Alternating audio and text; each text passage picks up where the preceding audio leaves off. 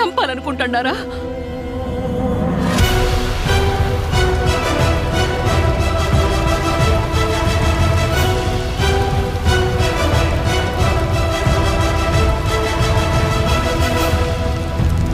తప్పుడు పనులు చేద్దామనుకుంటున్న మీ అందర్నీ ఆఖరికి కన్న కొడుకైన వరాని కూడా వదిలిపెట్టడు నా పెనివిటి దేవరా.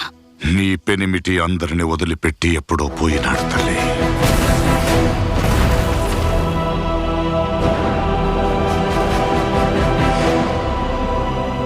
దేవరా మనల్ని ఇడిసిపెట్టి ఎప్పుడో చనిపోయినాడు.